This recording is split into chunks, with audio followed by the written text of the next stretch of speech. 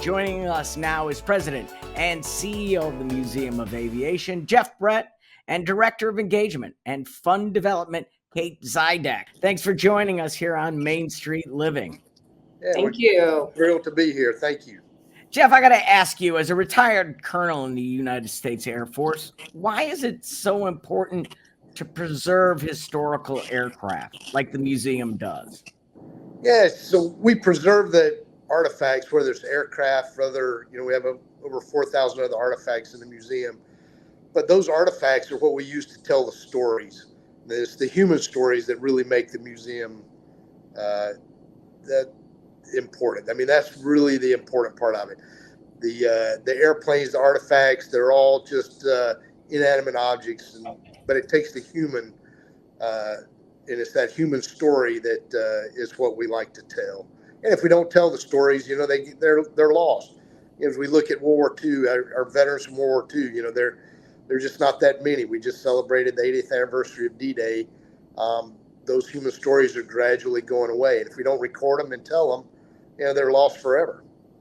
What are some of the stories that are most popular and some of the exhibits at this time right now at the museum? Well, sure. The SR-71 is always a fan favorite. In our particular aircraft set the absolute world speed record. There's no airplane that's flown faster than the one here on display. There's other fascinating stuff from, we have F-117 that's going through restoration. We have a fascinating project that's ongoing right now. We have a team in Alaska that's recovering a C-47, which is a World War II transport. This particular aircraft was a D-Day veteran, so it dropped 17 men the night of D-Day there in Normandy, and we're in touch with the family of the crew.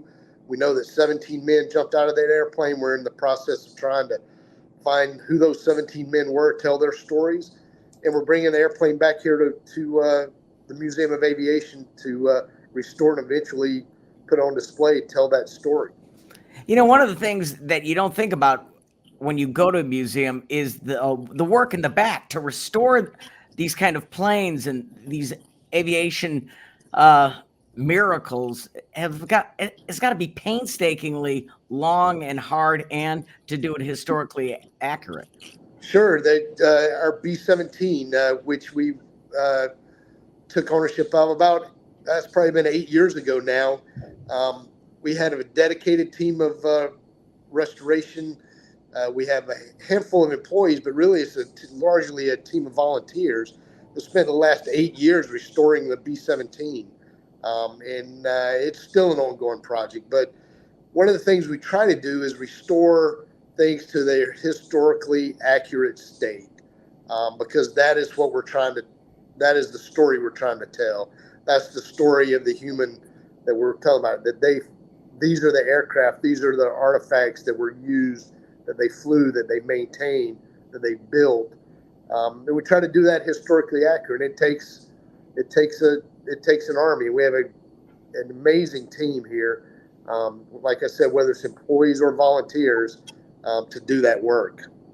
It also takes some funds to do that. So, Kate, let me bring you into this conversation. You're hosting a Cheers to 40 Years event on July 13th.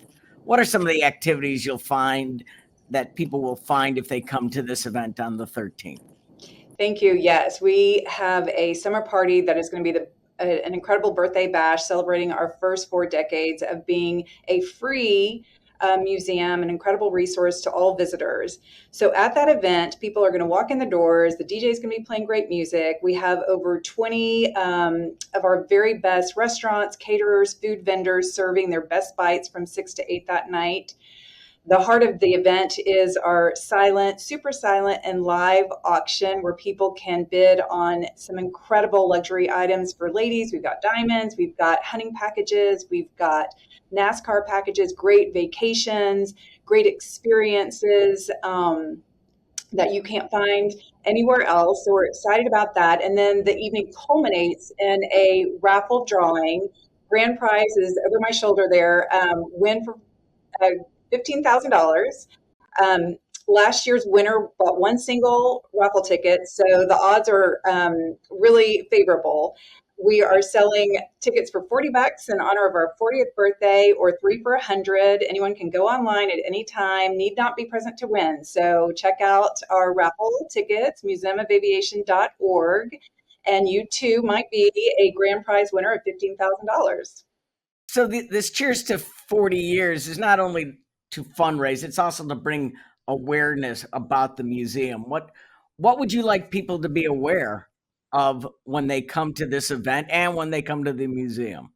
Well, sometimes people don't think to stop here and it takes a friend to invite them to an event or a party or a concert to get them to our campus and really see the backdrop that our museum is, and see this incredible collection that Jeff just described. Or sometimes we run into people who went once as a kid but haven't been back since. So when they come to our campus, I mean, our venue, our collection of aircraft and artifacts tell the story. It's a very inspiring environment to be in. So sometimes it takes a party to get them here, and then they realize, wow, it's right here in my backyard. I can bring my grandkids, I can bring my out-of-town friends, and come enjoy the incredible resource that this museum is for the community. Now, one of the things that you do at the museum is you bring in field trips, young visitors. What are you trying to get across to the young visitors that come to the museum? Well, sure. Just like we talked about, it's really the inspire and educate piece of our heritage. You know, we talked about the preserve piece, but the other two large parts of our purpose, if you will, are the inspire and educate.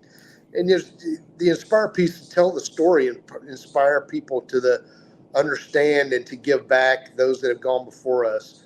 Then the educate piece, we have a huge program, education programs, led by a great team that really developed the STEM side of education, the science, technology, engineering, math, as well as the other things. But every artifact you see, if you look at, think of it as at one point it was a STEM problem. It was a problem that somebody had to design and overcome. There were challenges. How do you make something go so fast? How do you develop that? Those all started out as those type projects. And just whether it's inspiring people or educating people, whether it's educating the youngsters or whether it's educating the older adults, is just what it means to serve, what it means to solve these problems, what it means to our community, what it means to our nation.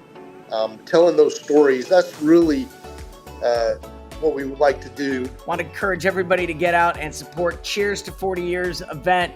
Thank you so much for sharing your amazing museum with us. Everybody go buy your raffle ticket. Need not be present to win. We've got more Main Street Living straight ahead. Don't go anywhere.